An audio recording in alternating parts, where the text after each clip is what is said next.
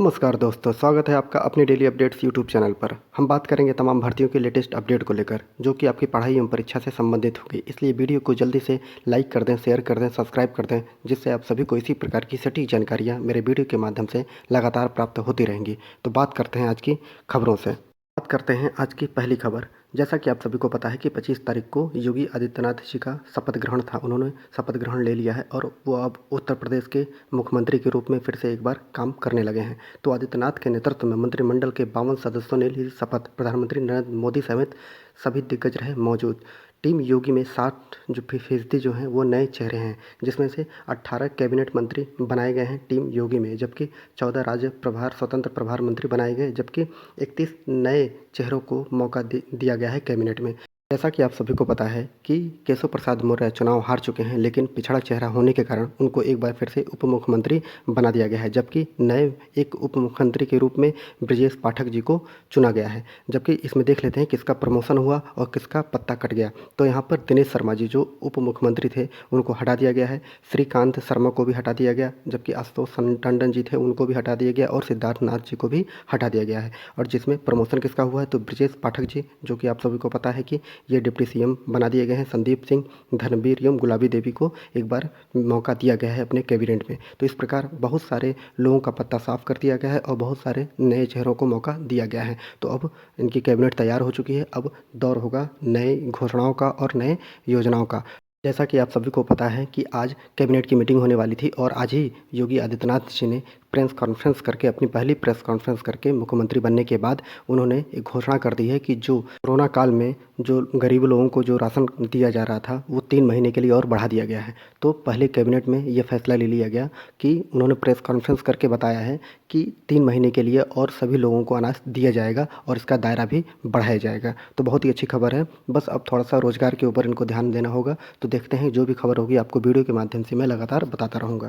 अगली खबर इलाहाबाद विश्वविद्यालय से है, जहां पर द्वितीय वर्ष के छात्र जो हैं प्रमोट कर दिए गए हैं, जबकि तृतीय वर्ष की ऑनलाइन परीक्षा की जाएगी। भारी विरोध के बाद पलटा फैसला, बवाल रोकने के लिए डीएम एवं एसएसपी को करना पड़ा हस्तक्षेप। देख लेते हैं पूरी खबर। जैसा कि आप सभी को पता है कि इलाहाबाद विश्वविद्यालय के विद्यार्थियों ने लगातार ऑफलाइन परीक्षा कराने के लिए लगातार विरोध किया था, लेकिन एक कमेटी बैठाकर उसके बाद भी ये निर्णय लिया गया था कि ऑफलाइन परीक्षा होगी। लेकिन विद्यार्थियों के लगातार विरोध के बाद अपना फैसला, कमेटी के फैसले को बदलते हुए कुलपति ने ऑनलाइन परीक्षा कराने की इजाज़त दे दी है। इलाहाबाद विश्वविद्यालय में ऑफलाइन परीक्षाओं को लेकर भारी विरोध को देखते हुए इलाहाबाद प्रशासन ने अपना फैसला पलट दिया है और शुक्रवार को परिषद में हुए बवाल के बाद विश्वविद्यालय प्रशासन ने स्नातक द्वितीय वर्ष के छात्र छात्राओं को तृतीय वर्ष में प्रमोट करने तथा तृतीय वर्ष की ऑनलाइन परीक्षा कराने का निर्णय लिया है। बवाल को रोकने के लिए डीएम और एसएसपी को सीधे हस्तक्षेप करना पड़ा। तो इस प्रकार विद्यार्थियों की जीत हुई है।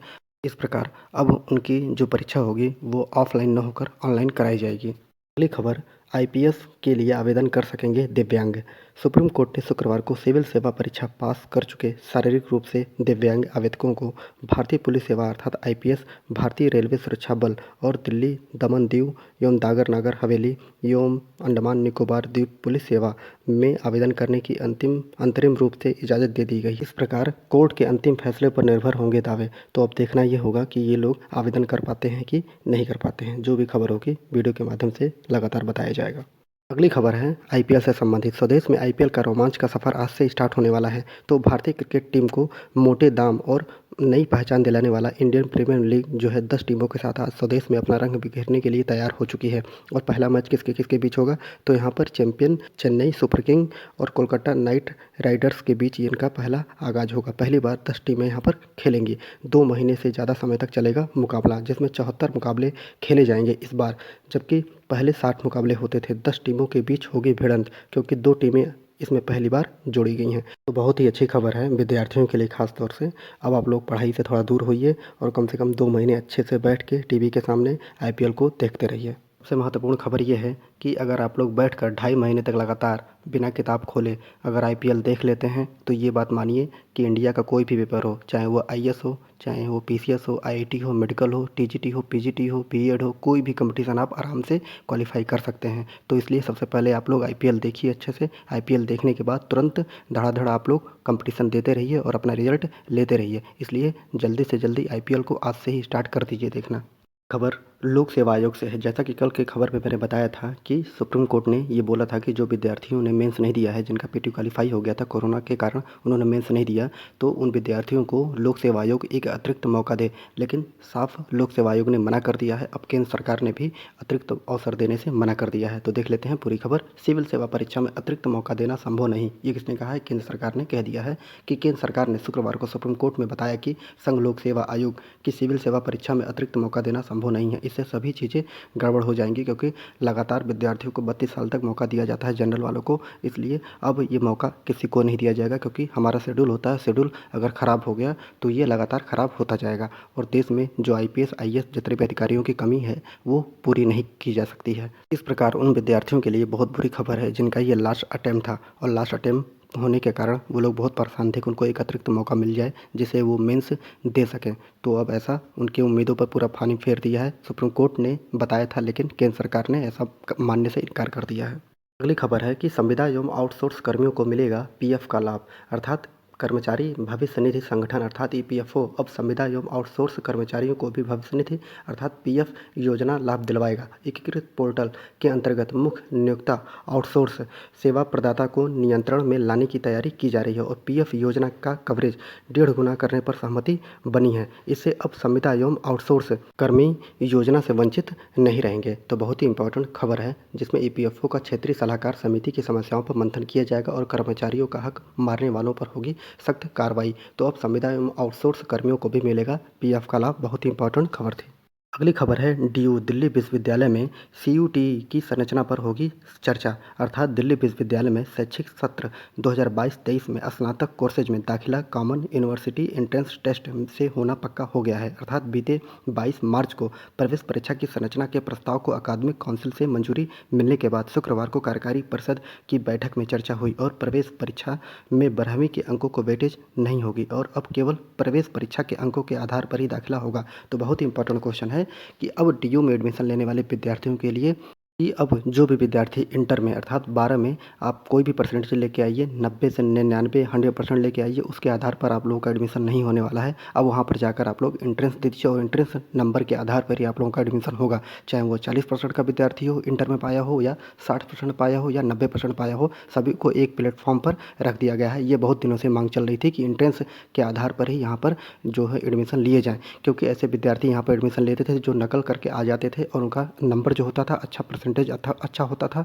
और जो विद्यार्थी पढ़ने वाले होते थे वो DU में उनका एक सपना ही रह जाता था एडमिशन लेना। तो अब बहुत ही अच्छी खबर है कि आप लोग जाइए, एंट्रेंस दीजिए, तैयारी करिए और एंट्रेंस नंबर के आधार पर ही आप लोगों का भी एडमिशन वहाँ पर लिया जाएगा।